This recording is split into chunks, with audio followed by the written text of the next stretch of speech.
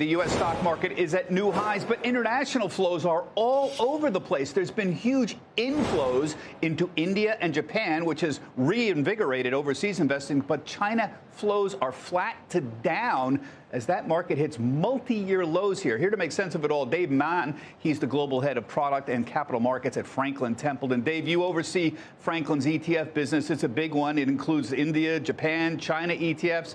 Let's talk India and Japan. Why is India and Japan so hot right now with international investors? Sure. Thanks, Bob.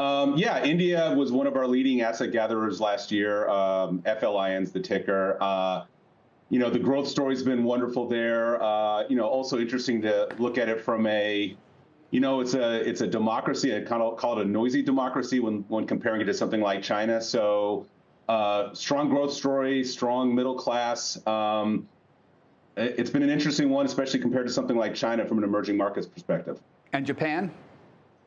Yeah, Japan has also been a strong one. That's always been an interesting one when we look at our, sort of our international lineup. And last year in the U.S., about half of flows were into U.S. equities, half were not equities. Japan's always been that sort of its own region, and part currency, part the Japanese central bank and what they're going to do. So strong flows into that one as well.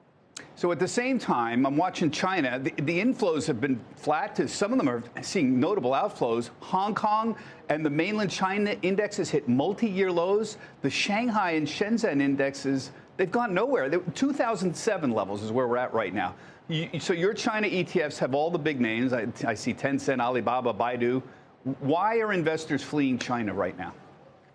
Yeah, I mean, there's been a lot of noise around the politics out of China and how the growth story that people have enjoyed for the last decade is going to start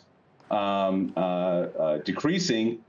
But one of the things with these China ETFs, I mean, they still have a ton of assets, and it drops by double-digit percent. Some folks will look at it as a buying opportunity, and then this year it's down another double-digit percent. So I think there's just been it's been an important asset class. It's an important part of the global economy, and investors are kind of just gauging how far this thing's going to go south before the recovery starts. Right. Finally, I just got to get a quick update. You also run the Franklin Bitcoin ETF. That's one of the 10 new ones that are out there, 9 actually. How is it tracking Bitcoin? I see a respectable $4 billion in inflows for the 9 new spot ETFs that have launched. That seems pretty good to me. Are you tracking well? That's what the viewers want to know about this right now. Yeah, the funds are doing what they're supposed to do from a tracking perspective. That was one of the big unknowns in terms of, building out all the plumbing, so to speak, is, hey, this thing's going to own spot Bitcoin. They want the ETFs to track the price of Bitcoin, and that's exactly what they've all done so far. Okay, terrific. We're going to have a lot more on international investing, what's going on with the flows, and the Bitcoin ETFs coming up. ETF Edge at 1:15 p.m. Eastern Time. And Dave is going to be joined by Mike Akins. He's the head of ETF Action. A lot of opinions on his part on where ETFs are going. That's etfedge.cnbc.com.